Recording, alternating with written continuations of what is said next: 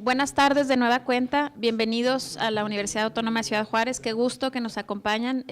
Solamente como dato contextual, tenemos compañeros que nos acompañan de Veracruz, de Sonora, de todo el estado de Chihuahua, de la Ciudad de México, de Guadalajara. Entonces es un diálogo que prácticamente está cubriendo una muy buena parte del territorio nacional. Qué gusto que estén con nosotros, qué gusto que visiten Ciudad Juárez. Nos encanta que se den cuenta que en Juárez no vivimos entre balas, que no vivimos usando chalecos antibalas. Entonces, ayúdenos a compartir que en Juárez se vive bien, que en Juárez nos gusta recibir turistas y que todas esas situaciones que quizá en un momento se vivieron están distantes. Es una frontera, tiene las problemáticas típicas de una frontera, pero los que vivimos aquí, y no me dejarán mentir mis compañeros, vivimos muy a gusto y nos encanta recibirlos, así es que bienvenidos de nueva cuenta. Estamos en la mesa de debate. Les voy a presentar primero que nada a mis compañeros.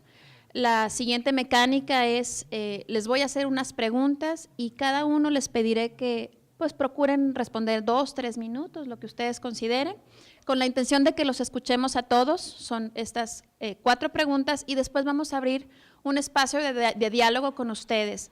En esta mesa de debate buscamos equilibrar al mundo académico con el mundo empresarial. Entonces, para mí es un gusto enorme presentarles de nueva cuenta, porque ya lo habían visto, al doctor Guillermo Hernández Duque Delgadillo, quien es el director general de vinculación estratégica de la NUYES. Bienvenido, doctor. También está con nosotros aquí a mi lado derecho Héctor Gutiérrez Quintana, quien es un muy buen amigo de la Universidad Autónoma de Ciudad Juárez y es el director global de operaciones de la empresa Aptiv, que hasta hace muy poco era Delphi, seguramente ustedes lo conocen, es una transnacional importante y es quizá la empresa más importante que está asentada aquí en Ciudad Juárez. Muchas gracias por acompañarnos, Héctor. También está con nosotros la doctora María Isabel Enciso Ávila, que viene de la Universidad de Guadalajara. Bienvenida, doctora. Por supuesto, nuestro conferencista magistral, el maestro Celso Garrido Noguera, que también viene de la Autónoma Metropolitana Azcapotzalco. Bienvenido otra vez, doctor, encantada de tenerlo. Y nos acompaña también de este lado derecho el doctor Dukan Schmidov, espero haberlo pronunciado de manera correcta, quien viene de la Universidad de Guadalajara.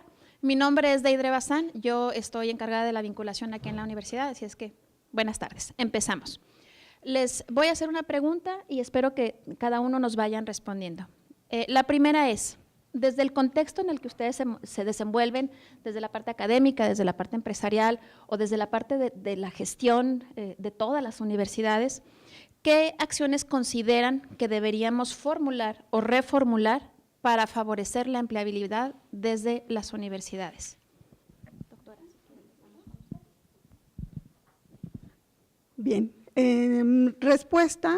Las universidades no estamos realizando ejercicios aislados de algunas estrategias para tratar de vincular la actividad educativa con lo que se vive en la parte laboral.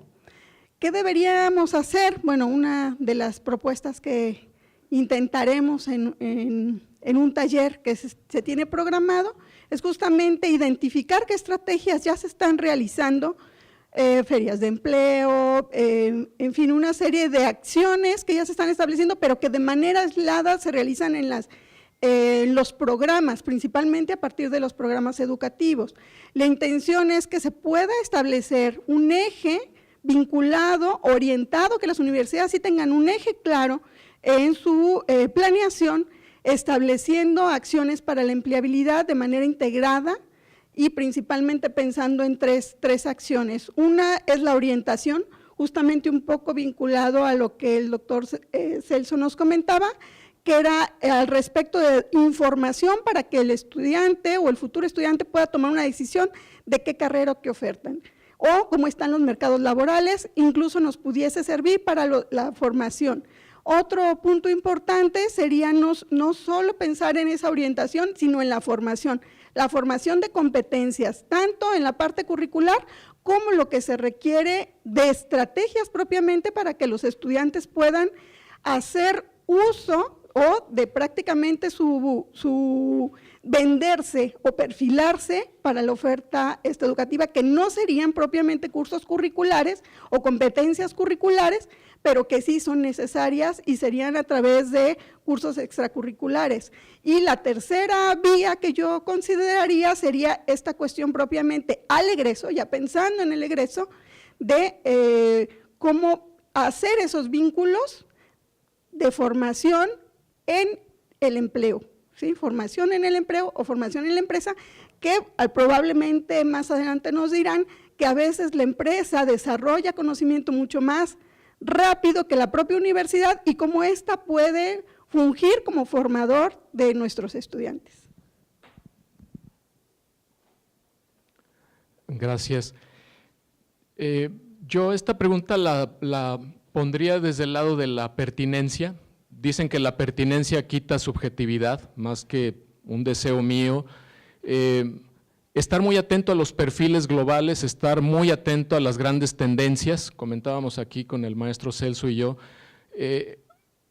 dar seguimiento a eso. Quiero dar una estadística mundial que se replica aquí en México. Hoy en día, en el lapso de vida profesional, de hecho yo estoy dentro de la estadística y me parece que muchos de nosotros, el profesionista va a cambiar de trabajo o está cambiando de trabajo 7 veces. O sea, eso somos nosotros, imagínense los alumnos. Estamos cambiando de trabajo 7 veces, que implica cambio de trabajo dentro de la misma organización, cambio de organización. Quisiera aquí también liberar de empresa a organización, porque yo creo que también estamos hablando de ONGs, de gobiernos, de academia, obviamente de empresas. Me voy a referir a todas las organizaciones. Entonces, cambio de organización, cambio de estado y cambio de país. Esa es una estadística actual hoy en día.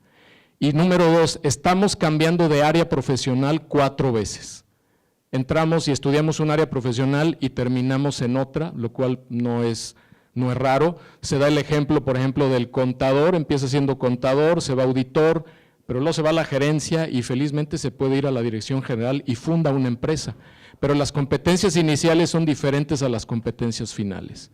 Se da también un ejemplo muy clásico en los ingenieros de software, ¿verdad? Empiezan a hacer software, pasan a hacer redes, luego pasan a la gerencia y pasan a la dirección.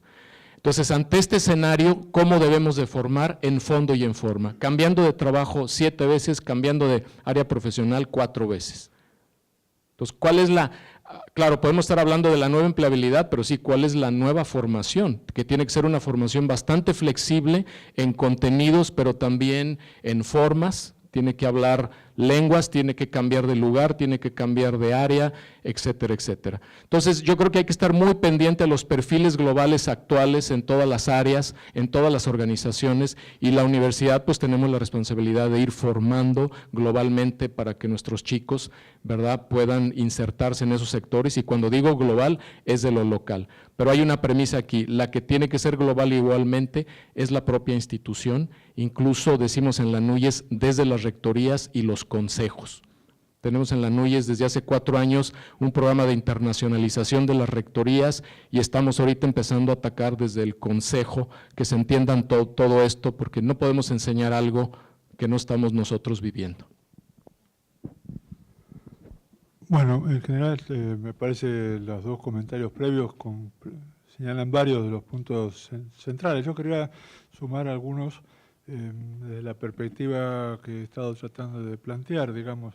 La primera cosa que me parece que es de extrema importancia es lo que ustedes están haciendo. Generar indicadores es esencial, ¿no? Porque nos permite ver el problema. No tenemos información. Entonces, si no tenemos información, poco podemos darnos cuenta de lo que se pasa y menos de actuar, digamos, ¿no? Todo el mundo sabe que es típico de los administradores, si no hay indicadores no hay políticas posibles, porque no se sabe cómo operar sobre el fenómeno, digamos, ¿no? Creo que deberíamos lograr que las universidades valorizaran el esfuerzo que ustedes hacen y les dieran recursos, ¿sí? Porque la disponibilidad de indicadores, además de identificar, da la herramienta para actuar, ¿sí?, para tomar decisiones. Por ejemplo, esto que me decía Jorge, que tengamos información de 3.000 personas interesadas en entrar a nuestra universidad es una herramienta fantástica, ¿no? Porque nos permite conocer un mapa de nuestro entorno de interacción, no entren o no entren, en fin, cosas de este tipo, ¿no? Pero la segunda cosa importante es que tenemos, como decía Guillermo, desarrollar procesos de formación de los directivos de las universidades, porque el fenómeno es top-down, ¿no? Es decir, si esto no viene desde la cabeza, por más buenas intenciones que tengamos en las oficinas de egresados, en la bolsa de trabajo o en lo que querramos inventar a nivel del territorio medio, no. Esto hace falta voluntad política y hace falta voluntad política del rector y de los consejos, como acá se decía. Si eso no pasa, como en cualquier otra organización, si la cabeza no está comprometida, las cosas no caminan, ¿sí? Tenemos que lograr que los rectores comprendan y digieran y asuman como una parte de sus temas. Y esto creo que también tiene que ver con un problema de cultura universitaria, ¿sí? Y de desafío generacional, ¿sí? Cosa que es una palabra un poco peligrosa para mencionar, pero que es mejor hacerlo de una vez, ¿no? Hay un problema de cultura universitaria. Los profesores en buena medida están entrenados y formados para formar gente e investigar. Pero cuando uno le dice, oye, el tema de la empleabilidad, no es mi problema, ¿no? Si no se emplea, cosa de él, digamos, ¿no? Yo no tengo por qué ocuparme de si logra o no logra trabajo. Tenemos que cambiar la cultura de los profesores. Y después tenemos un problema generacional en las universidades porque tenemos una población importante ya fronteriza con la tercera edad o en la tercera edad. Y esta población no está muy interesada en enfrentar desafíos de cambio. Normal, ¿no? Sí, es humanamente entendible, ¿no? Entonces, si no renovamos las plantas de las universidades, también carecemos de la gente motivada para ser actores de cambio de la institución. No digo que nos echen y nos dejen en la calle porque sería el último en recomendar esta cuestión, dado que soy uno de los destinatarios inmediatos, pero de todas maneras, digo, creo que necesitamos darle una salida a los profesores, primero como ya se ha hecho conciencia en el CONACYT, en la CEP, en la Hacienda, para que nuestras universidades no se conviertan en geriátricos, digamos, ¿sí? Porque esto es suicida para el proceso educativo, ¿sí? Pedirle a gente que ya lleva 40 años haciendo algo que tenga vitalidad como para enfrentar a jóvenes llenos de ideas y novedades que a veces ni se entienden en el lenguaje, digamos, porque como me decían en algún caso, a veces el profe ni siquiera sabe prender una computadora, digamos, y no le interesa, no tiene por qué interesarme. Bueno, este es un desafío no menor, digamos, ¿no? Y creo que, para terminar con este primer comentario, creo que si no cambiamos también los métodos pedagógicos, no vamos a generar gente que se pueda insertar a la vida social de una manera proactiva, entendiendo por empleabilidad este concepto. Es decir, queremos gente que se inserte socialmente, de una manera socialmente positiva, ¿no? Que implique, como dice Guillermo, incorporarse a organizaciones, pero implica muchas otras cosas, ser un actor de cambio social, ¿sí?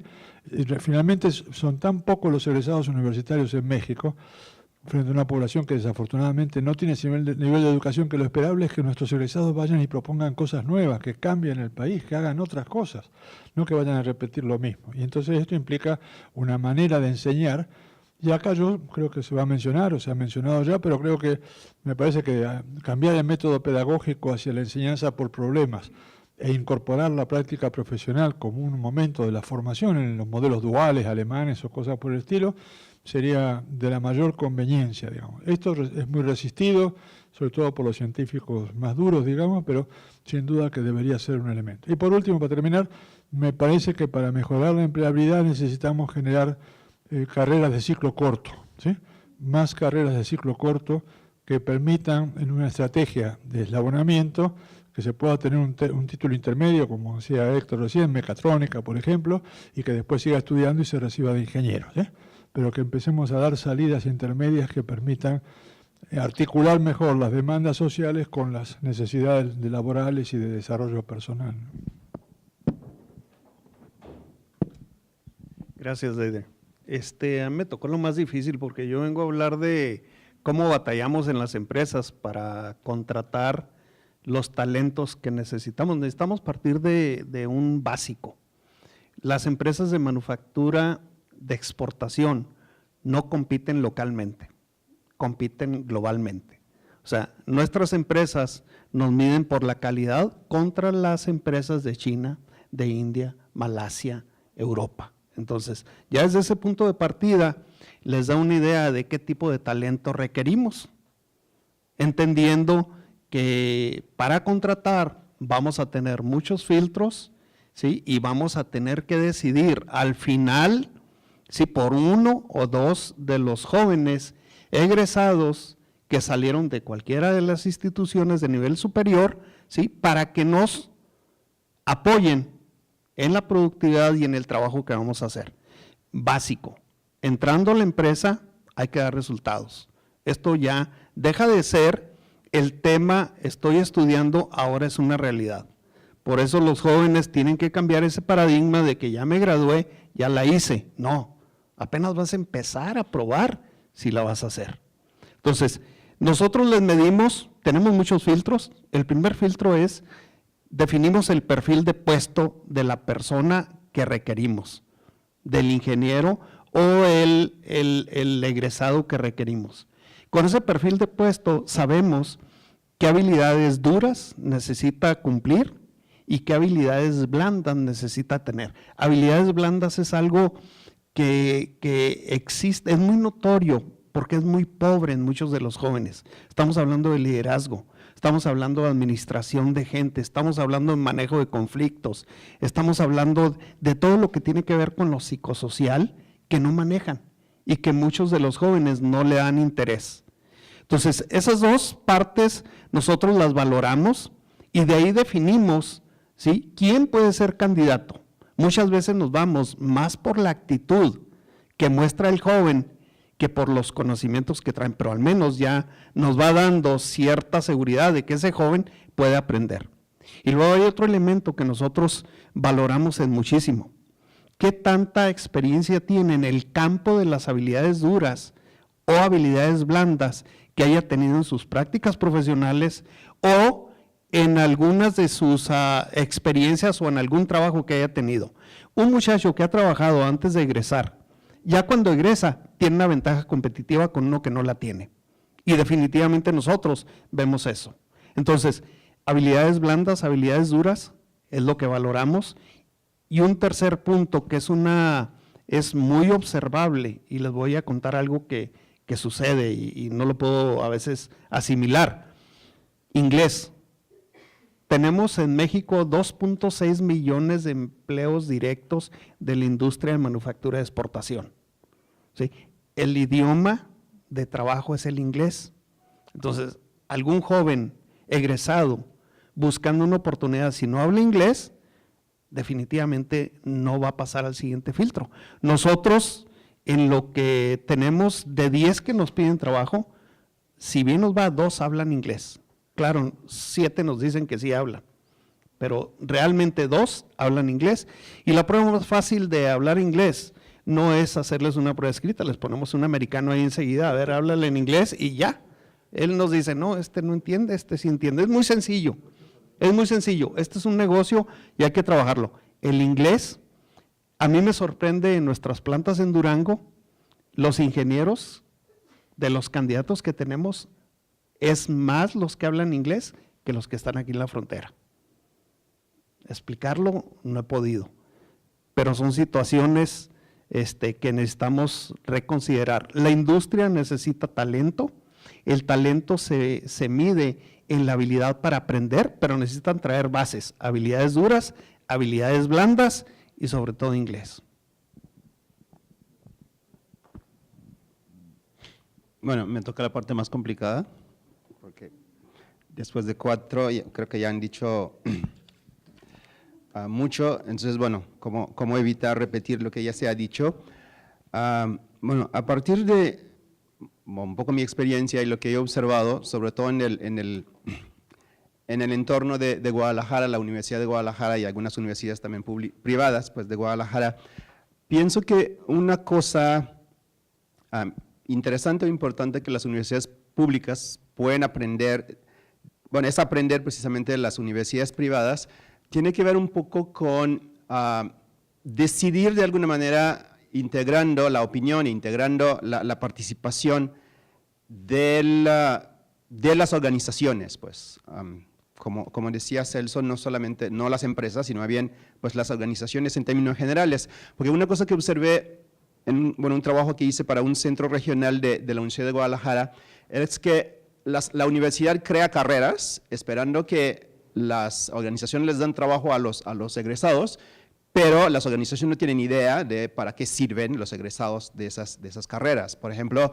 la Universidad de Guadalajara creó la carrera de agrobiotecnología, que es una carrera, si quieren, pues, de frontera en esas cuestiones, pero en las empresas siguen pensando en agrónomos. Nosotros queremos agrónomos, sabemos que puede hacer un agrónomo, pero un agrobiotecnólogo no tiene idea pues, qué pueden hacer. Y eso tiene que ver con que la universidad decide, piensa pues, la carrera, a lo mejor viendo lo que se hace a nivel internacional, pero sin educar de alguna manera a los posibles empleadores de, bueno, ¿para qué sirve esa carrera? ¿Qué importancia tiene y qué futuro pues, puede tener cosa que las universidades privadas hacen muy bien, pues integran y preguntan pues a gente del sector, sobre todo productivo, toman sus opiniones a la hora de crear una licenciatura nueva. Pues bueno, primero entonces me parece que acercarse e integrar mucho más a las organizaciones en decisiones que tienen que ver con la formación de los futuros profesionales.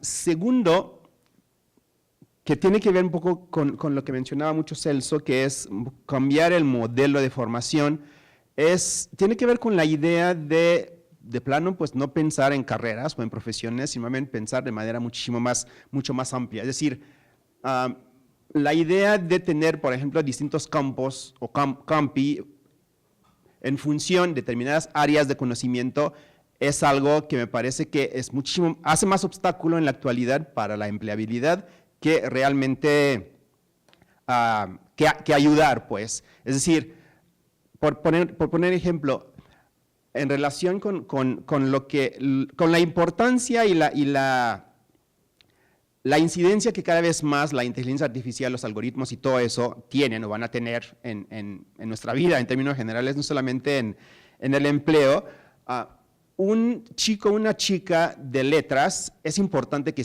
conozca y sepa de humanidades digitales hoy y más a futuro. Entonces, ¿cómo va a aprender eso? Pensaría que es más teniendo quizás clases en comunes con ingenieros, con diseñadores y con, gente, digamos, de distintas especialidades. Pero la separación por campi dificulta mucho ese tipo de cosas, además con mucha rigidez en términos de registro de calificaciones y ese tipo de cosas. Entonces, un cambio radical en la universidad creo que es un reto fantástico que pues, enfrentamos en las universidades en general, sobre todo más las públicas y las que son más grandes, ¿no? Es decir, cómo cambiar de alguna manera, cómo seguir siendo la Edad Media, pero en el siglo XXI, es un reto pues, muy grande y que tiene muchísimo que ver, me parece, con la empleabilidad. Y finalmente, tercera cosa que quisiera decir en relación con eso, que es también tener en cuenta en la formación de los estudiantes, los deseos de empleo de los estudiantes. Es decir, me parece que las universidades siguen pensando en formar estudiantes para emplearse en una gran organización o una gran empresa. Y cada vez hay más estudiantes o más chavos que no se ven empleándose en una gran organización. Entonces, ¿cómo formarles en función de esos deseos o en esa diversidad, digamos, de expectativas laborales? O sea, si muchos siguen pensando en ser empleados, pero también atendiendo a los deseos de muchos otros que se ven más como autoempleados o como emprendedores. Pienso que son realidades, digamos, diversas que pues, las universidades pues, tienen que atender. Pero bueno, otra vez la dificultad, el reto es cómo también hacer más flexible, más diversa las universidades para poder pues, responder y atender a pues, esas nuevas problemáticas que pues, el mundo tan cambiante y tan revolucionario pues en la actualidad, pues, ¿no? Que nos plantea, nos enfrenta y nos exige de alguna manera. Pues tremendo reto tenemos, ¿no? Qué complicado identificar estrategias, generar universidades globales, cambiar los modelos de educación, también estar de acuerdo con lo que están pensando las empresas y finalmente cómo cumplimos también con las expectativas de nuestros estudiantes. Tenemos mucho trabajo por hacer, ¿verdad? Bueno, segunda pregunta para nuestros expositores. ¿Cuáles de estas nuevas formas de empleabilidad se están dando en México? ¿Cuáles son las nuevas formas de empleabilidad que ustedes detectan en nuestro país? Si quieren, ahora hacemos un orden distinto para variar, doctor. Bueno, en sentido más general creo que hay que señalar que ha habido un cambio muy importante en general en el empleo en México, en las formas de empleo, ¿no? Es decir, desde las reformas laborales, la flexibilización laboral, etcétera, se ha generado una tendencia muy fuerte al outsourcing y a la terciarización, digamos, con lo cual esto ya condiciona, digamos, el mundo del trabajo de por vida desapareció hace mucho tiempo y estamos en un mundo donde se toman la gente necesaria para fines específicos en muchos casos. Y además tenemos otro corte dramático también, que es el corte de edad de vuelta, ¿no? Es decir, ya en la sociedad contemporánea, en México como en muchas otras partes del mundo, en América Latina, ya una persona de 40 años es vieja para el mercado de trabajo, ¿no? Entonces hay una tendencia a desplazar a la gente de más de 30 y pico hacia jóvenes recién egresados, que ganan menos, que son tienen más energías, etc. Entonces son datos estructurales básicos, ¿no? Y luego está todo lo que acá se ha señalado, digamos, que es las capacidades con las cuales se llega, que no son solamente los conocimientos científicos que tengan, sino los otros elementos requeridos para poder insertarse.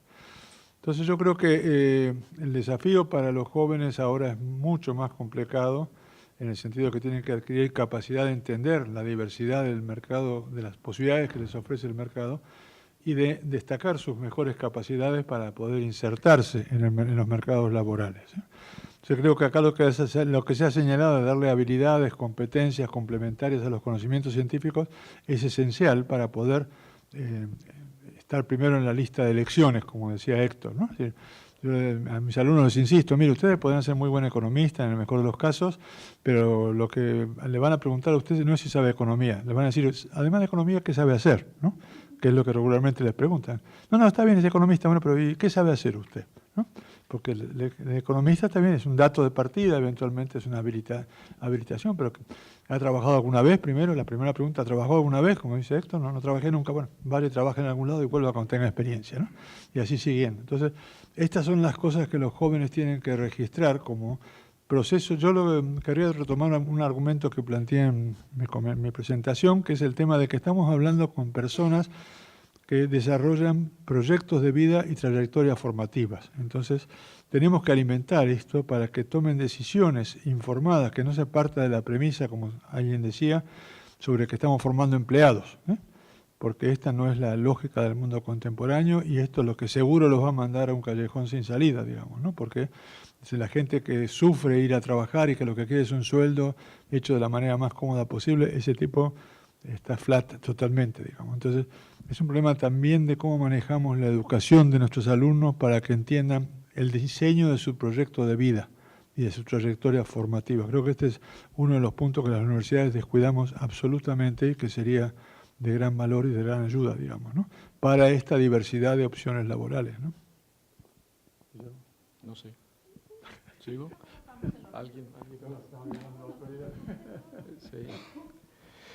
Bueno, en este tenor, desde la NUYES tratamos dos cosas aquí. Uno, pues los grandes temas, orientar a los chicos hacia los grandes temas, los grandes lineamientos, lo que hemos estado hablando aquí, las grandes tendencias que, pues muy seguramente es donde está el apoyo, ¿no? Donde están los presupuestos, apoyos gubernamentales, empresariales.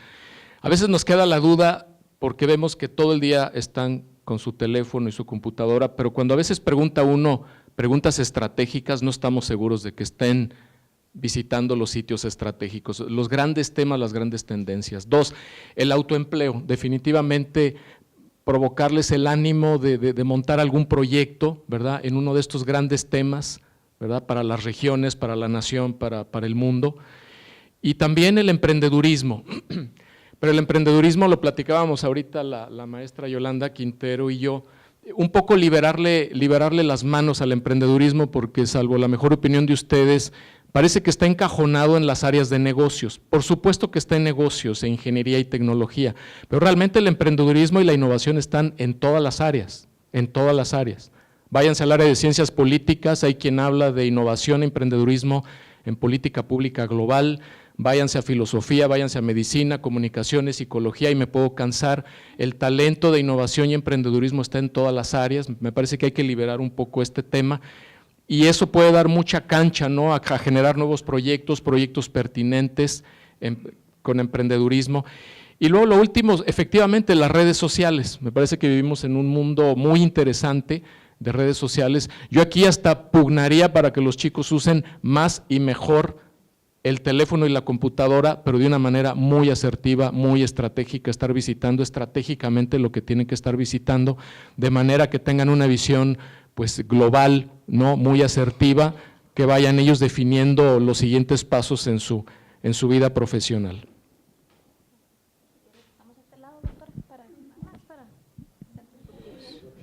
Pues está muy interesante las formas de empleabilidad en México.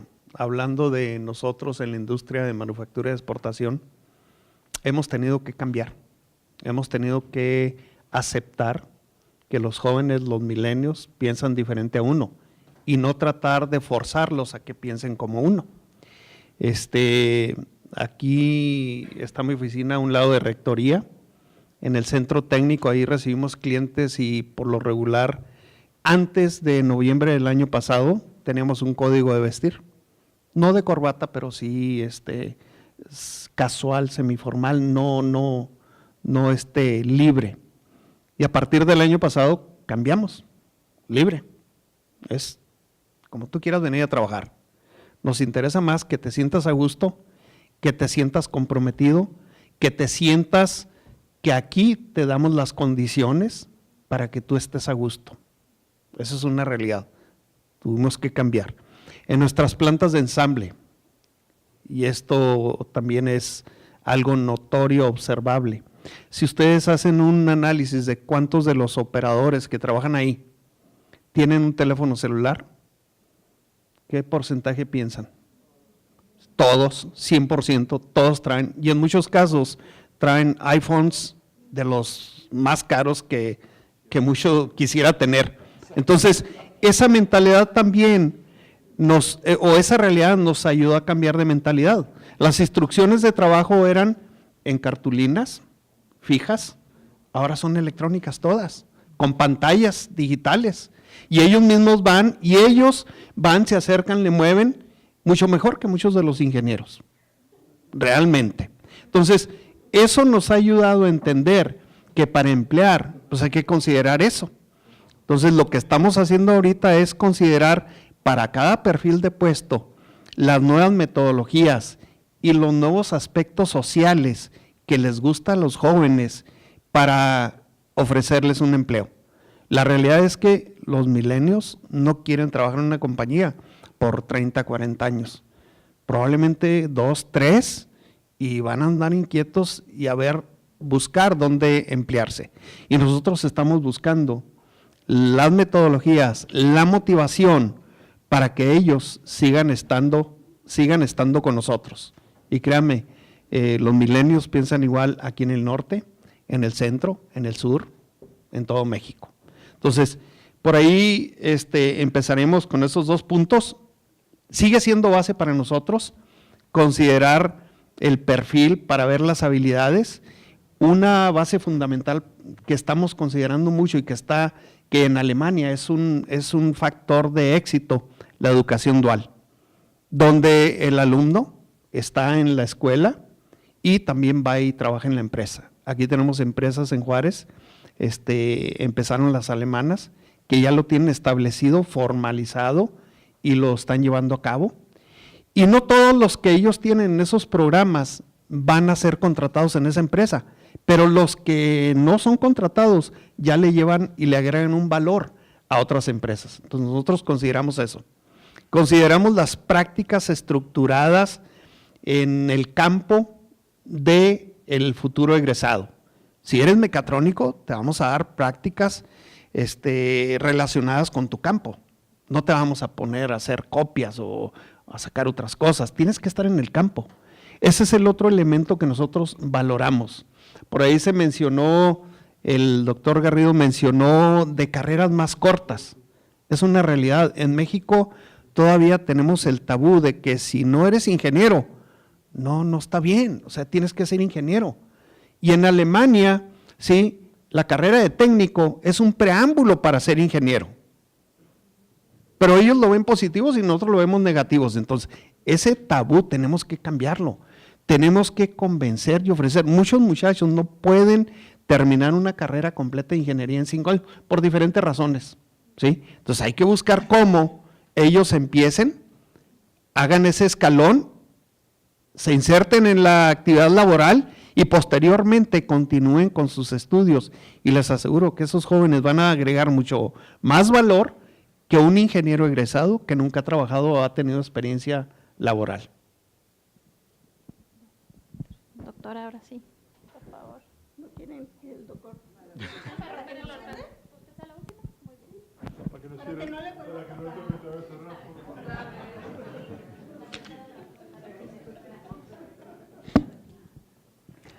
Bueno, la pregunta es, ¿cuáles de esos cambios en los mundos del trabajo se están dando en México?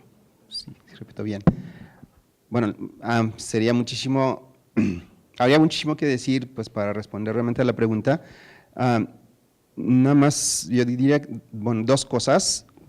Bueno, primero, los cambios en términos de cada vez mayor automatización, bueno, sobre todo de la robótica y todo lo que tiene que ver con la inteligencia artificial.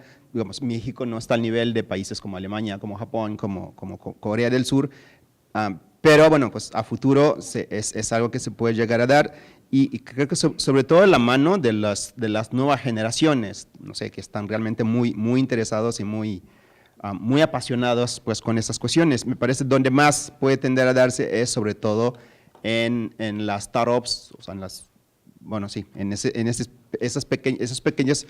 esos emprendimientos pues, de muchos jóvenes que sí están muy entusiasmados con esas cuestiones, pero bueno, no es todavía un cambio, me parece, que se dé tanto en México.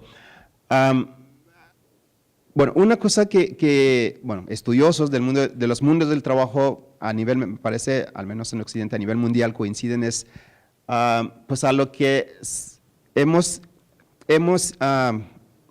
hemos acercado, el cambio fundamental a lo mejor que ha dado, bueno, son de dos tipos. Primero, ha cambiado mucho los sujetos, me parece, del trabajo, sobre todo los jóvenes actuales, bueno, los millennials, como los llamaba el doctor, bueno, han cambiado mucho y tienen expectativas, me parece, diferentes respecto del trabajo. Bueno, en todo caso, sobre todo los egresados universitarios, o muchos de ellos en todo caso, si tienen una relación diferente con el trabajo, quizás a diferencia de nosotros, por un lado no tienen idea de hacer carrera en una empresa, pero tampoco cuestiones como pues trabajar 40, 45 años y después jubilarme, o sea, no son cosas, o sea, son a un marco, digamos, de valores, como decía Celso en la conferencia, pues que ha cambiado. Entonces, tienen valores, relaciones distintas con el trabajo de las generaciones anteriores.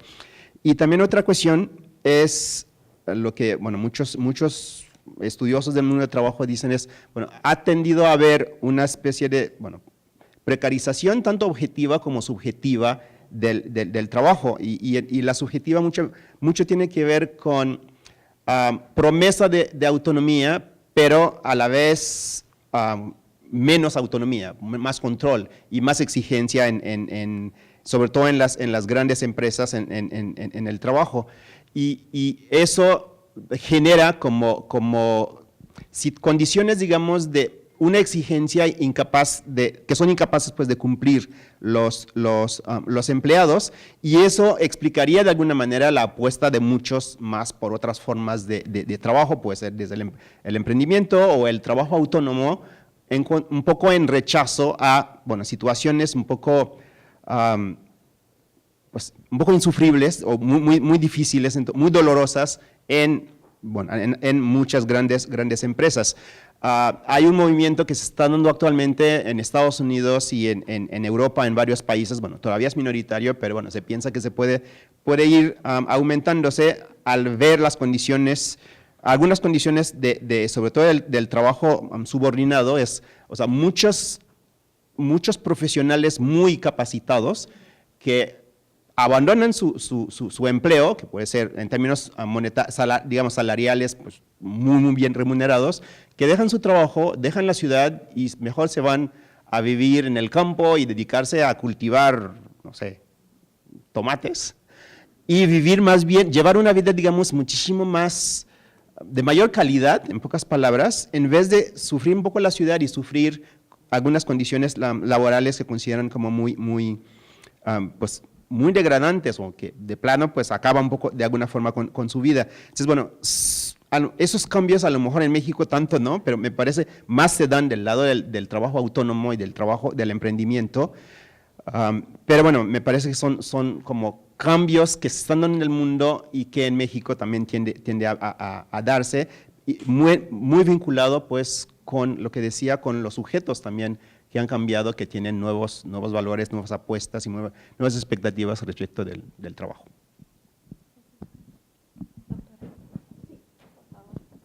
Sí, gracias. Bueno, estas cuestiones de las nuevas formas de la empleabilidad tienen que ver con dos premisas que yo identifico.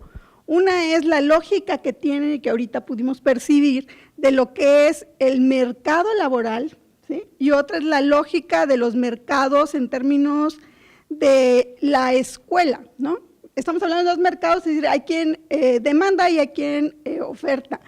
En términos de la universidad hay ofertas de carreras, ofertas incluso de universidades, y que tienen una lógica del por qué me inscribo a cierta carrera y por qué me interesa esa carrera. Y otra es la lógica que dijimos que es de otro mercado, que de repente hacemos la asociación muy directa, el mercado educativo, los egresados del mercado, el producto del mercado educativo, vinculado con la demanda que pudiera tener el mercado laboral, y son cosas distintas. Entonces, de entrada, ese es un primer conflicto en el que nos encontramos. Son lógicas diferentes de mercado laboral y demás, y eso impacta en las formas de empleabilidad, ¿sí? Una es esa cuestión. La otra cuestión es que si los vemos desde el punto de vista del propio egresado, de la propia persona, es muy claro y muy cierto, coincido con el doctor Celso, que efectivamente estas lógicas de itinerarios laborales son decisiones personales, son decisiones de vida y son decisiones personales, que si bien es cierto que han estado influidas por estos cambios o recicles, es decir, cuando llegan a la universidad vienen con diferentes perfiles y ya incluso con un propio itinerario laboral prehecho. Probablemente yo ingresé a la carrera de contaduría porque yo ya era técnico en contabilidad y por eso incluso ya tenía una experiencia laboral previa. Y a veces es ese conflicto que tenemos de que hay que estudiar para luego incorporarte al mercado laboral, y eso de alguna manera no es tan real. No tenemos información, ciertamente, no tenemos un sistema de información que nos permita ir ligando estas cuestiones. Pero estos itinerarios laborales o estos itinerarios de vida o decisiones de vida van determinando los regresos o recicles a los que hacían referencia. Y esto le da, es decir, inicié con una formación inicial, pero en el mercado laboral me incorporé a cierta área y siento deficiente mis competencias y regreso. Entonces, también esta cuestión de las caducidades o las actividades que se realizan generan nuevos cambios en la empleabilidad, y es otro de los focos importantes que tenemos que tener las universidades, los regresos y los recicles que tenemos que ir haciendo.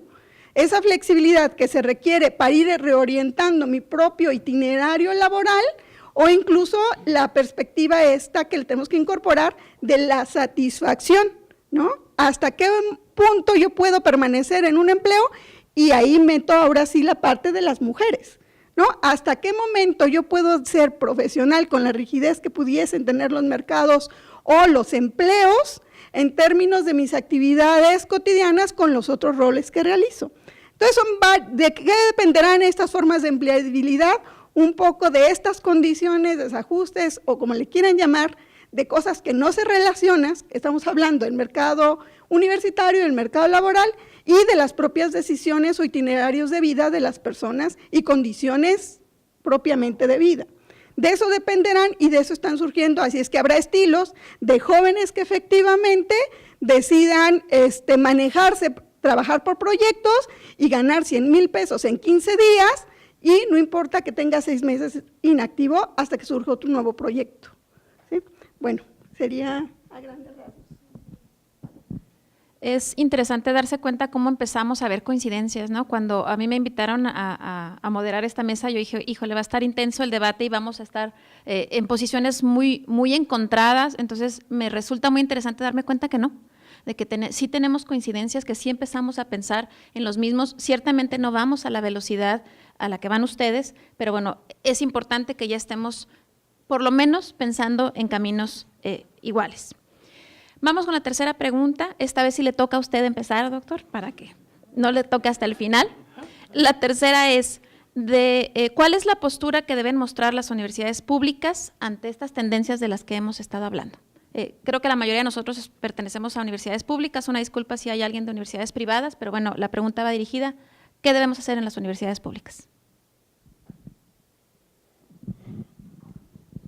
Bueno, creo que algunas cosas ya las he dicho al contestar a la primera pregunta.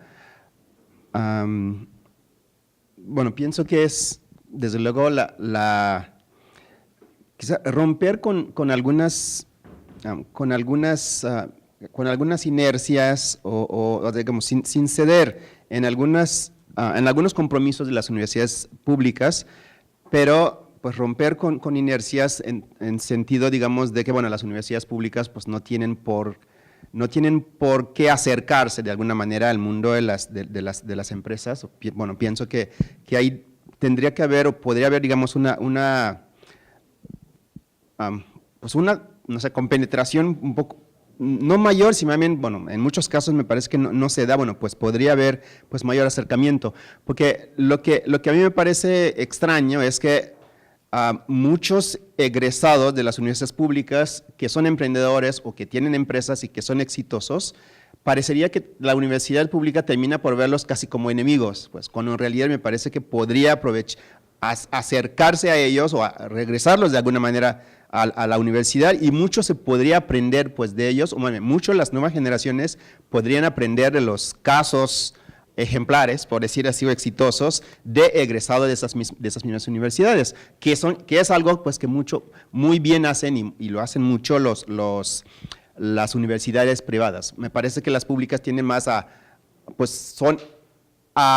presumir los estudiantes exitosos, pero no tanto a los egresados exitosos, y pienso que por ahí podría haber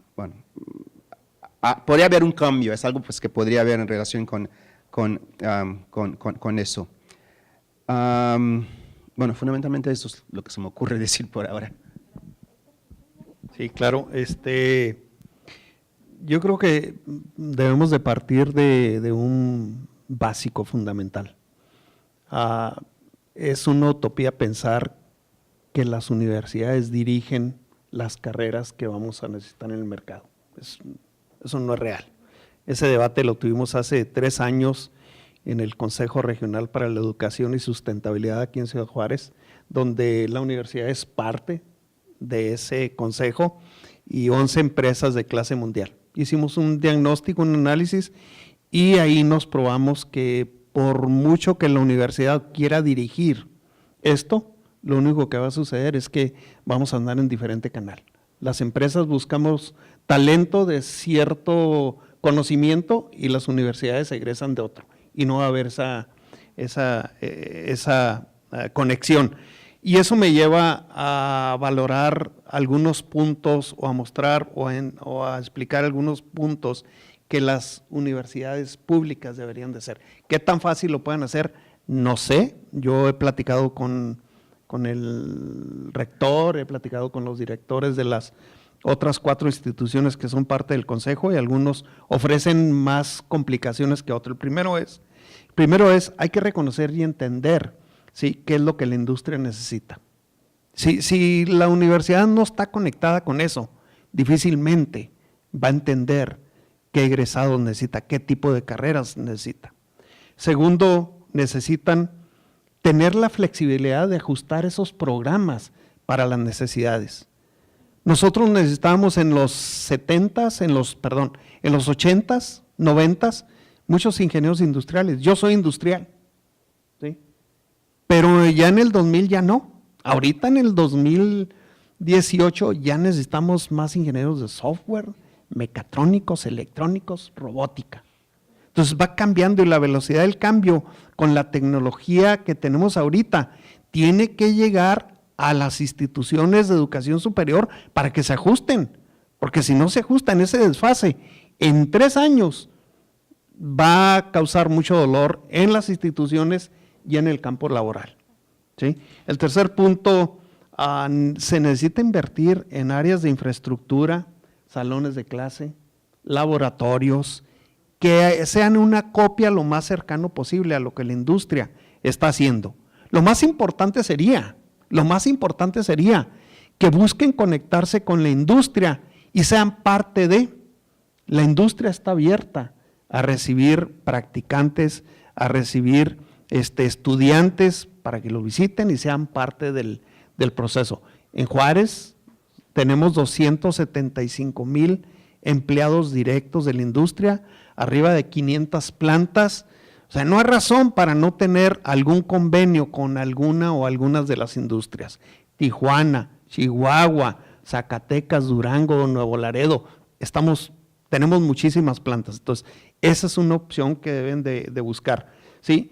Y bueno, una de las cosas que yo mencioné en algún lado y no me fue muy bien, pero tengo que mencionarlo, los maestros tienen que estar al nivel, capacitados al nivel de lo que las nuevas carreras y los nuevos tiempos requieren. Si no lo hacen así, los muchachos no van a aprender. Entonces, ese es un punto importantísimo que se debe valorar y se debe buscar la manera de cómo tener motivados a los maestros, capacitándose constantemente en los tiempos que se requieren. Y el último punto es una parte de lo mismo que mencioné. Hay que tener convenios formales con la industria, hay que buscarlos. O sea, la industria no va a venir, la industria necesitan ustedes buscarla, necesitan ser parte de él, ir a tocar puertas. Nosotros con el Consejo Regional que creamos aquí, las 11 industrias de clase mundial que tenemos aquí, las más reconocidas, las 5 instituciones de educación superior, 5 inversionistas locales y el gobierno está funcionando muy bien en los 3 años y medio que tenemos. Y ese es un modelo que de alguna manera nosotros, yo lo platiqué en Guanajuato en alguna exposición que tuve, me preguntaron, vinieron, lo entendieron, se lo llevaron y parte de ese modelo lo hicieron por allá. Entonces, funciona. Todo es cuestión de que todos tengamos la decisión, el entendimiento de qué es lo que queremos hacer y llevarlo a cabo.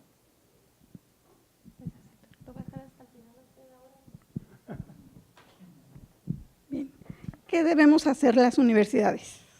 Pues primero reconocer, ¿no? Reconocer efectivamente que si nuestra intención es efectivamente, o nuestra medida, porque en realidad realmente la medida con la que establecen la eficiencia es un indicador que dicen al cuánto tiempo pudo insertarse en el mercado laboral, ¿no? Que esa es una medida, digamos, de eficiencia institucional.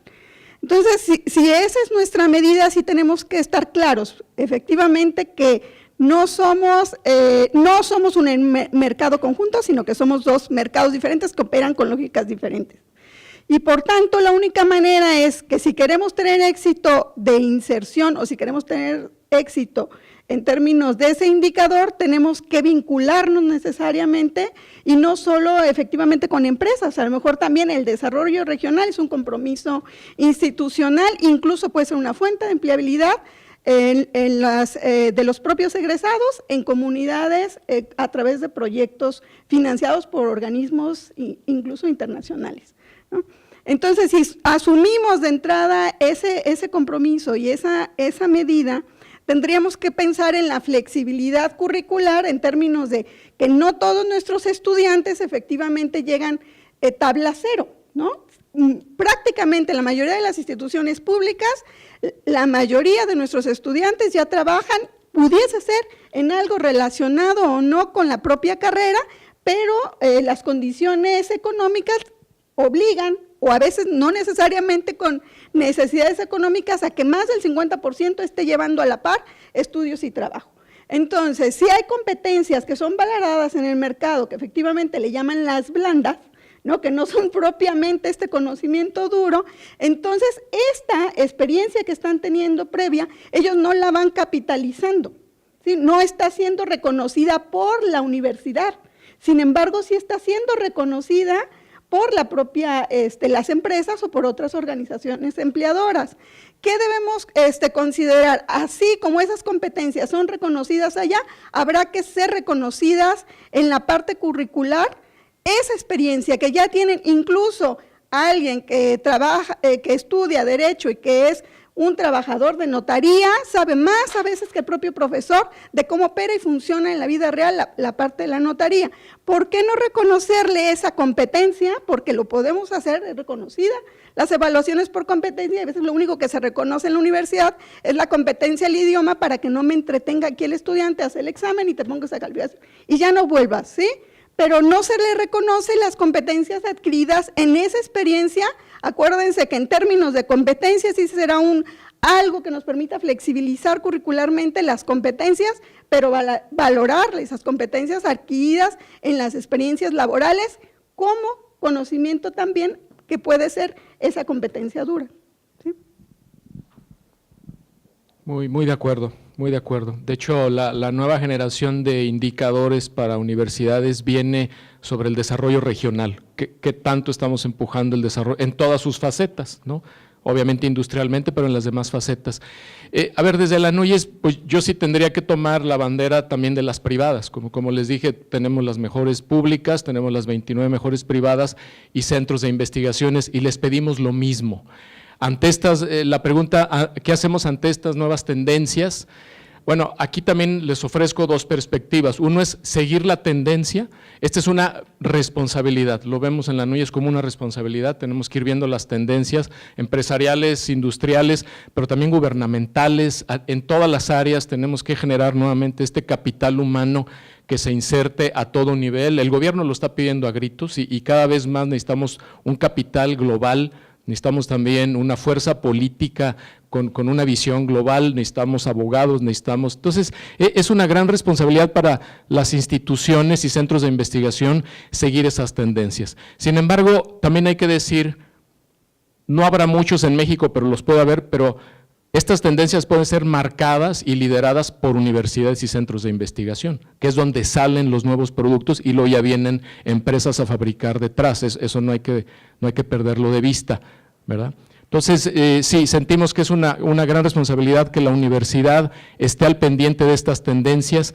En la NUYES hablamos de una especie como de sistema de sensores araña, donde las universidades deben de estar al pendiente, sus sectores empresariales, gubernamentales, cámaras de comercio aquí en la región, en la nación y fuera de la nación. Cobra mucho sentido salir a las grandes reuniones también internacionales donde se esté dialogando esta problemática o los grandes temas para que la universidad pues no nomás esté escuchando sino aportando.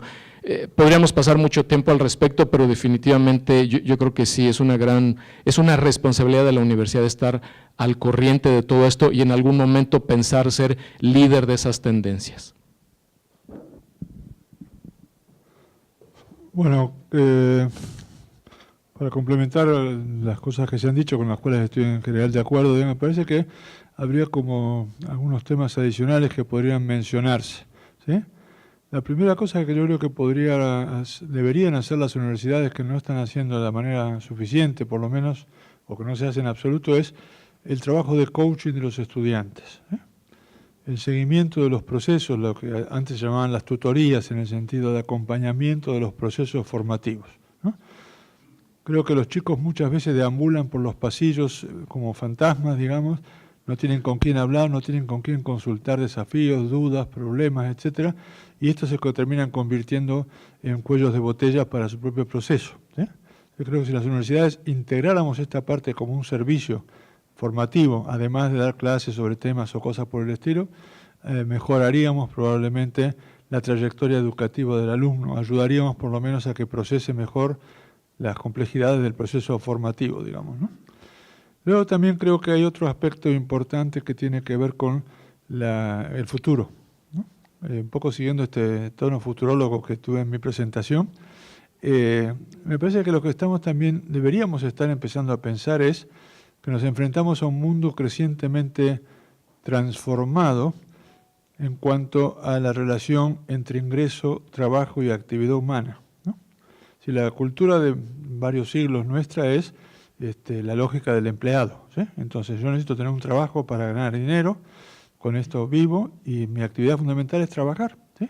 Y eventualmente después soy socio de un club o salgo con mi familia o me dedico a la filatelia, cualquier otra cosa, ¿no? Pero lo cierto es que en la sociedad hacia donde evolucionamos es probable, digamos, que haya una desconexión creciente entre ingreso y actividad humana, ¿sí? Y esto va a implicar un desafío extraordinario. ¿Qué hace una persona que toda su vida ha estado entrenada para ir a trabajar 8 horas cuando no va a trabajar 8 horas? Por ejemplo, el señor Slim está hablando de reducir la jornada laboral a 4 días, ¿no? ¿Qué van a hacer los otros 2 días o el otro día si la reduce a 3, como propone Slim, digamos, ¿no?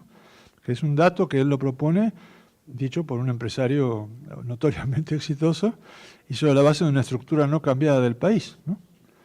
Nos estamos enfrentando también a una tendencia general, no general, en los países desarrollados, muy lejos de nosotros, pero también es un tema de reflexión, el salario universal, ¿sí? El ingreso universal, ¿no? La posibilidad de que yo tenga un derecho como ciudadano a que me toque un ingreso independientemente de lo que haga, ¿sí? Garantizada, que la sociedad me garantice la vida.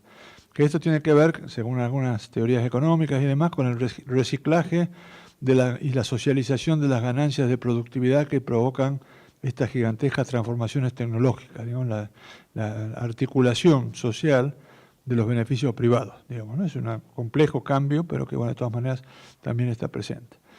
Y después me parece un tercer aspecto que creo que también es un problema de cambio cultural. Me parece que deberíamos las universidades aprender a pensar el problema no solo en términos de empleabilidad, ¿sí? Creo que esto está asociado a un modelo social, obviamente dominante, pero creo que las sociedades modernas, con todos nuestros, particularmente México, con todos nuestros desafíos, necesitamos otro tipo de gente formada, ¿no? ¿Quién va a atender a la gente de tercera edad? La gente de tercera edad, salvo que las matemos en alguna cámara de gas, cosa que también es una solución posible, va a estar ahí, ¿no? Entonces, además del problema práctico de dónde van a estar, quién los va a cuidar, las familias mexicanas se están desintegrando, los hijos no quieren saber nada con los viejos, en fin, todo el desafío social de una población que envejece. En otros países hay carreras de gente que están formados para entrenar en la gestión de los geriátricos, que no es lo mismo que una persona que odia a los viejos que tiene que atender todos los días y que si puede los envenena o los tortura o hace cosas horribles, ¿no? De estas cosas hay 50.000, ¿no? Necesidades sociales que no son solamente formar para la empresa. Pero esto implica que la universidad tiene abierta la mirada, como se dice acá, a mirar la sociedad y sus requerimientos, no solamente los que tienen que ver con el mundo de negocios, que es muy respetable, pero no son los únicos, digamos, ¿no? Entonces creo que hay también desafíos y oportunidades interesantes dentro de una lógica en donde obviamente creo que todos coincidimos. La expectativa es preservar la excelencia y la calidad de nuestros servicios para que formemos los mejores. Lo que pasa es que está ahora puesta a discusión qué es ser lo mejor. ¿Cuál es la excelencia? ¿Cómo medimos la excelencia? Entonces, claro, si nos guiamos por los patrones del SNI es una cosa, ¿no? Tenemos que pensar cuál es la relación entre el mundo de los científicos perfectos y la vida real, ¿no? Yo voy a atar los comentarios de los últimos 2 participantes porque ciertamente nos dicen, bueno, hay que seguir tendencias y hay que seguir las tendencias que nos están imponiendo de fuera. Y por otro lado, tenemos al CONACYT diciéndonos que debemos ir en el sentido contrario. CONACYT está favoreciendo de alguna manera que tengamos en las universidades públicas y pues, principalmente en las privadas, profesores investigadores, profesores que se dediquen una muy buena parte de su tiempo a investigar. Y estamos dejando fuera entonces al profesor gestor, al profesor vinculador, al profesor que tiene una experiencia o una práctica profesional además de la docencia, ¿no? Entonces, fíjense cómo en la pregunta pasada eran coincidencias y ahora vemos pues, que vamos por caminos totalmente perdidos. Por un lado nos dicen, sigan las tendencias globales que van en otro sentido y una instancia como CONACYT nos dice, pues alguien te dice que lo sigues, pero para que estés en el SNI, para que tengas el perfil PRODEP, tienes que seguir con otras características, ¿no? Entonces, bueno, es interesante verlo a partir de ahí. Y nos vamos con la última pregunta. Héctor, te voy a pedir que seas tú quien inicie con las respuestas. Ahora que hemos estado hablando de vinculación, de cómo nos ligamos las universidades con los sectores externos, el productivo, el público, el social, ¿Cómo le hacemos para que las universidades le demos una mejor atención a este desafío que tenemos, que estamos viendo en cuanto a la empleabilidad pues, de los jóvenes, ¿no? De los millennials? ¿Cómo le hacemos?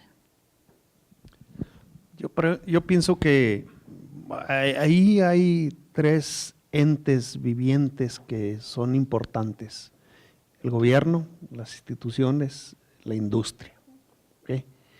Y los roles están muy claros para mí. Alguien que se quiera confundir, pues quiere confundirse para confundir a alguien más.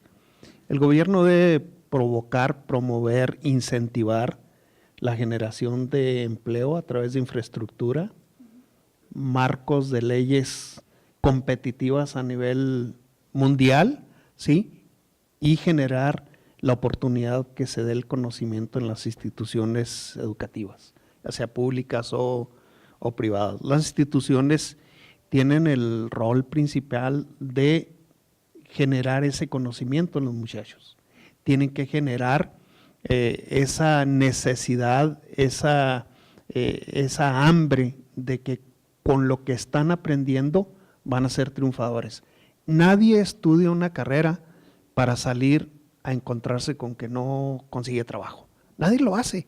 Todos los jóvenes siempre están pensando que graduándose van a tener una mejor calidad de vida porque van a tener un trabajo, una remuneración y van a poder ser productivos. Una realidad es, y se mencionó en este foro, no se mide la inserción de los egresados en el campo laboral. O sea, desde el día uno como industria espera que el que contrate desde el primer día sea productivo. Eso es lo ideal, pero no es la realidad. Entonces, nosotros empleamos mucho de nuestro tiempo, inversión en meses y hasta años para que un ingeniero nos dé el nivel que nosotros buscamos. Entonces, esa parte nos muestra el nivel de oportunidad que tenemos en las instituciones y el gap que tenemos en la infraestructura. Porque, entonces, esa es la parte de las instituciones. La parte de la industria tiene que ser más abierta, tiene que promover mecanismos o metodologías como la educación dual, seguir firmando, formalizando apoyos a las instituciones y seguir conectada con el gobierno para demostrarle que mientras más efectivos sean ellos, mejor van a ser las instituciones y mejor va a ser la industria. Esto tiene que ver mucho con el Producto Interno Bruto. Eso se aumenta o se impacta con el talento. Si no generamos talento y las empresas no son competitivas, los trabajos van a ser mal pagados. Y ahí vamos a estar en el 2.5% de crecimiento cada año por los últimos 40 años. ¿Sí, doctor? ¿Eran 40 años? Probablemente más. ¿Sí? Años más, años menos. Entonces, estamos en una situación donde el rol es claro, nomás hay que hacerlo. Hay que hacerlo. Nada más. Vamos a hacer. Sí, claro.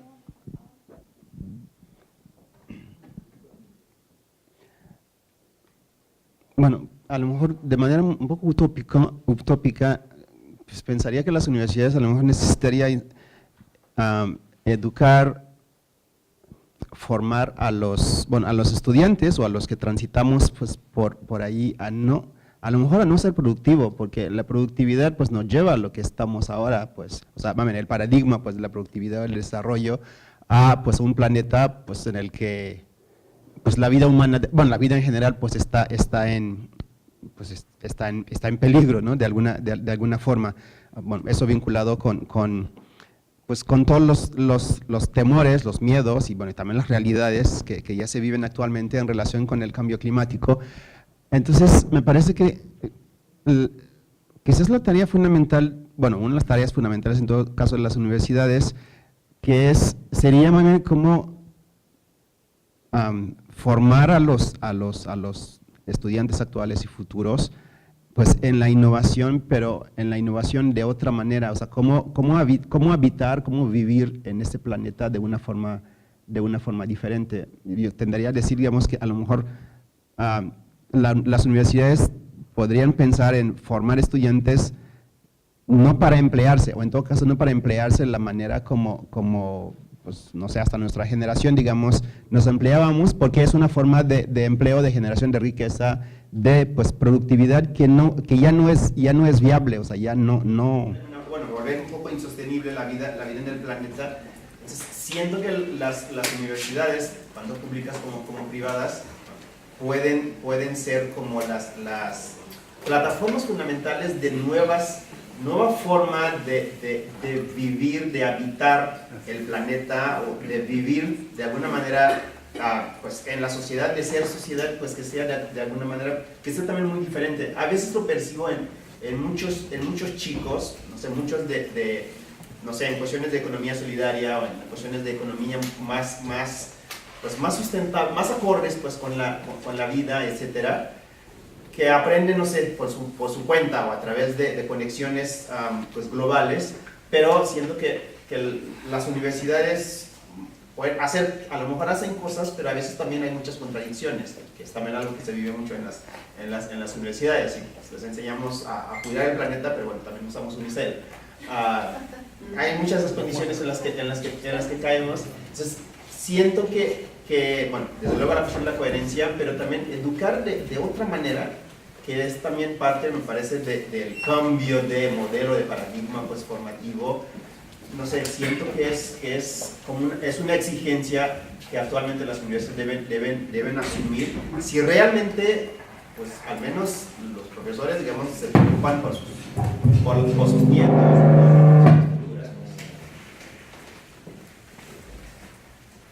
Pero bueno, como dije, sé que es un poco utópico, pero bueno, hace falta utopías para que la vida pues valga la pena dentro de 100 años. Gracias. En lo que arreglan el micrófono, a vos. Sí, a vos. Rocco Pecho. Sí. A mí me parece que hay que, si se trata de hacer una visión de conjunto, obviamente abogaría en la dirección de lo que fue mi presentación, ¿no?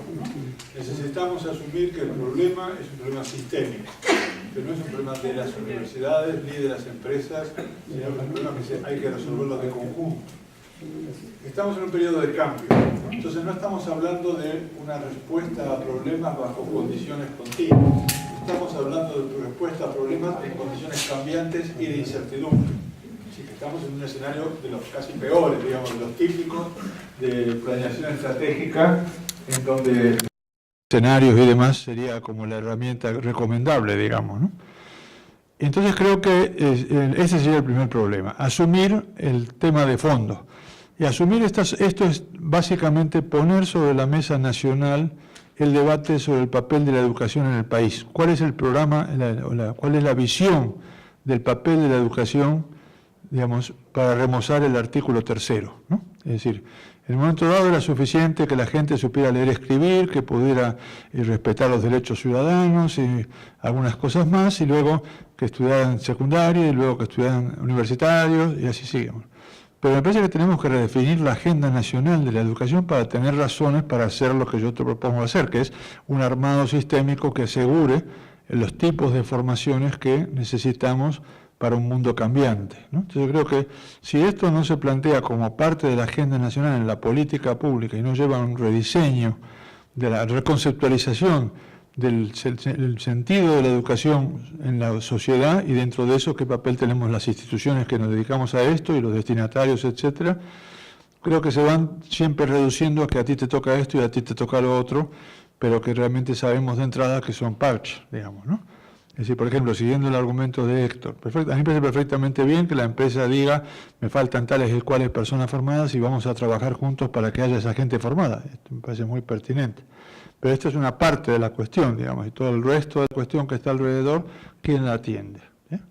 Entonces, me parece que llevar el tema a la agenda pública es una de las mayores importancias.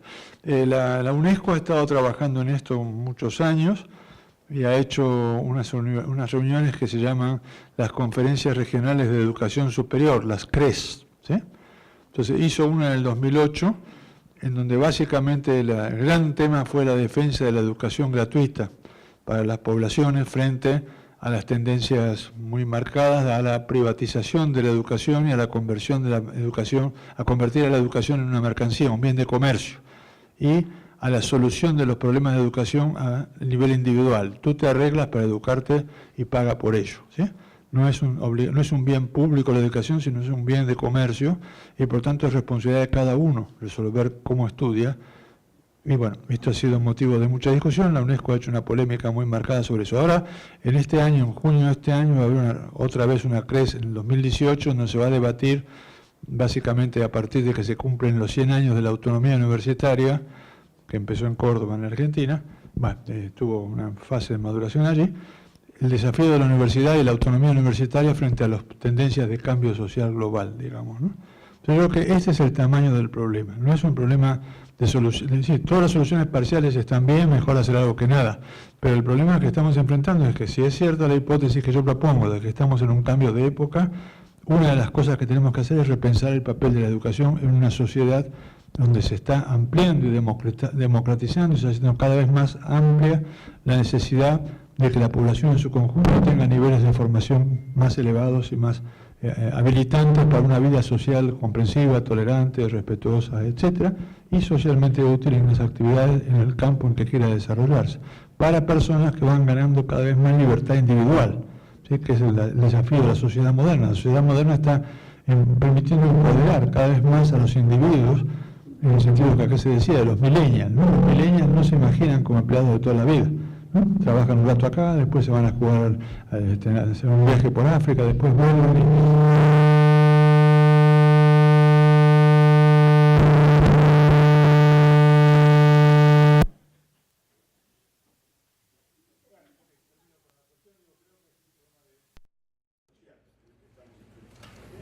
para no pensar las cosas como algo que hay que resolver en un continuo inestable.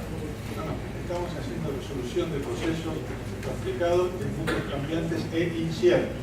Entonces esto cambia totalmente la manera de afrontar la necesidad, para terminar, de una cosa que se reclama mucho en la institucionalidad internacional, la necesidad de restablecer, de promover el diálogo entre los participantes de la necesidad de cambio social. Es decir, construir espacios de diálogo es esencial, porque estamos enfrentando procesos de cambio muy complejos, en donde si no hablamos entre los que tenemos que hablar, acá se hizo evidencia, por ejemplo, de los efectos que hay entre que las universidades no se conozcan entre sí en la región y cómo se multiplican esfuerzos innecesarios.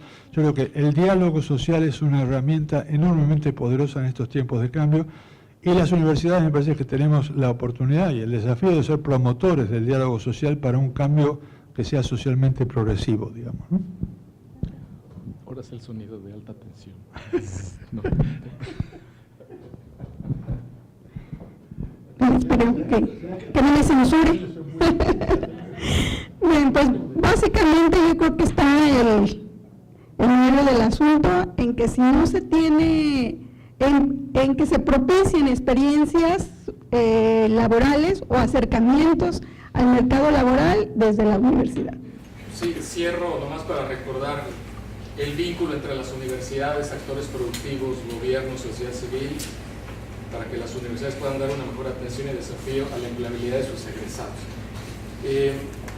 Bueno, quisiera comentar algo y no puedo perder la oportunidad de tener aquí al ingeniero Héctor, soy también ingeniero industrial, sobre todo buscar alianza, porque voy a hacer unos comentarios disruptivos, pero realmente creo que lo necesitamos de aliado.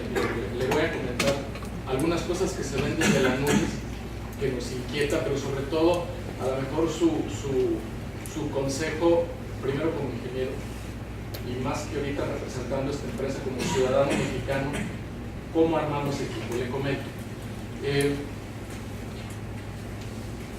El tema de formación de talento, tenemos, ahorita hablando de CONACYT, hay más de 300,000 mexicanos en Estados Unidos con maestría y doctorado.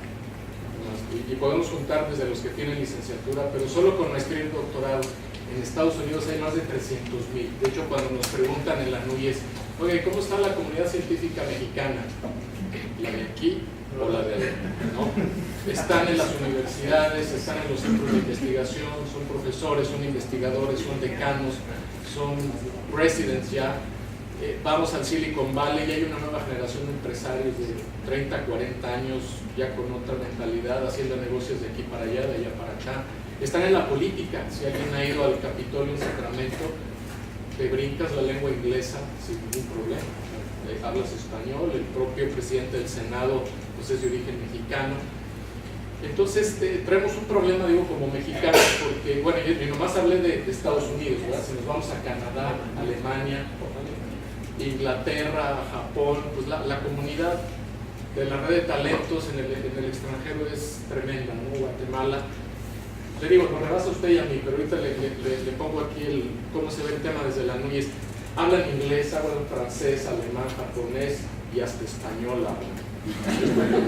Y digo español porque usted no me deja mentir. Cuando a veces preguntamos a los sectores los requerimientos, nos dicen, oye, y que hablen lenguas. Inglés, no, español. Necesitamos que hablen español, expresión oral y escrita en español. Yo creo que esa lengua tiene que ser también reivindicada. Entonces traemos, no es una cuestión de falta de talento, creo que el CONACYT ha hecho un trabajo interesante. Sí veo que estamos desvinculados, creo que nos falta hablar entre universidades, gobierno, empresas y sobre todo que se genere una política pública común, resultado de este diálogo, porque yo creo que no podemos negar el esfuerzo de CONACYT. En ingeniería industrial, e investigación de operaciones, bueno, no hay nadie en México, están allá, son decanos de las escuelas de ingeniería industrial, les encantan nuestros ingenieros industriales y de investigación de operaciones y no se digan los demás, pero la realidad es que no los estamos contratando aquí, ni empresas, ni universidades, ni gobiernos también, o sea, porque hablo también chicos de todas las áreas. Entonces traemos un problema porque estamos generando capital humano de muy alto nivel, con sus maestrías, con sus doctorados, en fin, investigadores, y al final llegan y no hay espacio para ellos por X motivo.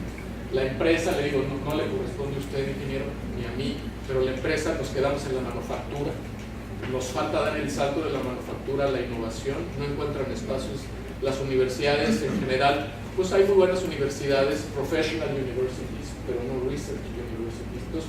Entonces sí traemos un problema ahí que es de empleabilidad y se nos está yendo el capital humano. Entre que ya no regresa o regresa y se va, traemos un problema que sí sería bueno, por eso le digo, yo creo que deberíamos de sumar fichas, ¿verdad? Yo creo que usted trae una perspectiva muy buena del empresariado. Aquí en la NUYES pues traemos también una perspectiva, pero digo, ahorita lo que estamos haciendo a nivel nacional es contactar estos talentos y tratar de conectarlos con universidades, empresas y regiones para tratar de capturar ese talento. Pero sí, yo coincido que traemos una falta de diálogo, no está expresado en política pública. Creo que tendremos que hablar entre el gobierno, sectores empresariales y universidades y ver por dónde le entramos, porque creo que no es falta de talento, es falta de coordinación, falta de diálogo. Esa es su opinión. No, de acuerdo. Bueno, lloro mucho. Es una realidad lo que acabas de mencionar. Muchos de los egresados, fundadores, están fuera del país. ¿Sí? O sea, se gradúan y se van a otro país porque aquí no encuentran el campo. Así como estamos viendo esa realidad, la realidad de la industria de manufactura de exportación ha sufrido una evolución también. De los 60s que inicia la manufactura de exportación, ahorita donde estamos ya es muy diferente. Antes de los 90s, rara empresa diseñaba en México, era puro ensamble, importar partes, ensamblarlas y exportarlas. A partir de los 90s se empieza a generar un parteaguas. La empresa de nosotros cruza esa línea en el 93 y empieza a diseñar componentes. El centro de diseño que está aquí a un lado donde estoy ahorita, tenemos 2.400 empleados en el edificio. 1.250 ingenieros, tenemos investigadores certificados, tenemos doctores, tenemos maestros, tenemos ingenieros técnicos, y los componentes que se diseñan ahí, ya lo mencioné también en una de las respuestas, son para uso global, no son para México. Nuestra capacidad ahí son $50 millones, se utilizan para desarrollar componentes globales. Pero así como nosotros, existen otras compañías que ya lo están haciendo, ya están diseñando en México. Entonces, poco a poco se va abriendo el campo para esos egresados, triunfadores de ese nivel, que pudiéramos insertarlos. Anteriormente no se daban ni de broma, porque necesitamos nomás el ingeniero básico industrial y ya nomás, que administre la gente, las máquinas y el técnico y vámonos. Ahorita ya no. Si no tenemos el diseño como una alineación vertical junto con el ensamble, ¿sí? no vamos a competir globalmente. Tienen que estar aquí, tienen que diseñar, tienen que estar cerca de las plantas donde se hace el producto, tienen que ser parte de ese proceso. Entonces, ciertamente esto ya ha cambiado, no a nivel que quisiéramos, pero sí necesitamos hablar de ese tema. Es que, a ver, yo a eso voy, por eso le decía que no quería, o sea, conozco ese centro, conozco su empresa, yo le comentaba que no es necesariamente hablar de su empresa, porque ustedes sí lo hacen, pero mire, yo por ejemplo soy del área de Aguascalientes, 40 años Nissan en el estado, y todavía se le pregunte, oye, ¿no hemos generado confianza para saltar de la manufactura a la innovación? Y eso es hablar de las transnacionales. Vámonos a nuestra micro, pequeña y mediana empresa mexicana. Más difícil.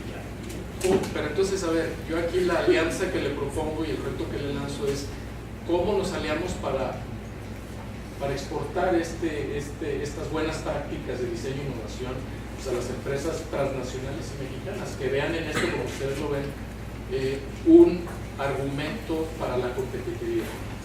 Que es el reto, y bueno, y aquí se solucionan varias cosas. Es un tema de competitividad, pero es un tema también de empleabilidad. Claro. Hay que empezar por la competitividad. Sí. Si a una compañía no ve el que hay para mí, difícilmente le va a entrar al otro tema. Entonces necesitamos primero dialogar y ver cuál es el beneficio y cómo se daría para empezar a trabajar por ese lado. Nosotros somos parte de varias asociaciones, una de ellas es la de Index, a nivel nacional, y por ahí pudiera ser una parte de entrada para empezar a hablar de este tema. Definitivamente nosotros confiamos mucho en el talento de los mexicanos, por eso tenemos lo que tenemos, y cada vez que tengo oportunidad yo lo menciono porque otras empresas tienen que seguirnos. Si estamos hablando de que queremos mejorar nuestras comunidades, necesitamos dar mejores trabajos. Sí. Pero los mejores trabajos no vienen por una decisión de una empresa, vienen cuando hay capacidades demostradas y se pueden hacer esos trabajos. Sí. Aquí estamos sufriendo todavía en Ciudad Juárez para movernos al siguiente nivel de la robótica. Todavía tenemos mucho ensamble manual o semi-manual. Totalmente. Pues esa es la visión que quería, digamos, compartir, ¿verdad? Aprovechar que usted está aquí y es entonces yo creo que ese reto tenemos, que pudiéramos hacer más I más D más I, porque nuevamente no me refiero a su empresa, sino al grueso del empresariado en México, nacional e internacional, y en varias cosas lo vemos detrás. O sea, ¿por qué digo detrás? Porque no están contratando nuestros másters y PhD, no lo están contratando, se tienen que, y dos, muchos de los productos de nuestros centros de investigaciones que les ofrecen, claro, es por oferta, tampoco lo están utilizando, ¿se me entiende? Entonces allí también nosotros vemos, bueno, nosotros como universidades y centros de investigación, pues vienen detrás. Pero a ver, aquí no nos sirve quién va atrás, quién va adelante, ¿por qué no caminamos juntos? ¿Por qué no hacemos una alianza productiva para las dos partes? Entonces seguramente vamos a seguir platicando sobre estos temas. Les voy a entregar unos reconocimientos que les manda el licenciado Duarte, nuestro rector, y dicen así: la Universidad Autónoma de Ciudad Juárez, la Universidad Autónoma de Chiapas, la Universidad de Ciencias y Artes de Chiapas, el Centro Universitario de Ciencias Económico-Administrativas de la Universidad de Guadalajara y la Universidad Autónoma Metropolitana Unidad Azcapotzalco Otorga la presente constancia a Héctor Gutiérrez de Arte y Conredes por su participación en la mesa de debate en el 5º seminario del Sistema de Información de Estudiantes, Egresados y Empleadores, nuevas formas de empleabilidad y sus impactos en los estudios de trayectorias escolares y de egresados, celebrado en la Universidad Autónoma de Ciudad Juárez los días 21, 22 y 23 de febrero de 2018. Licenciado Ricardo Juan. Muchas gracias.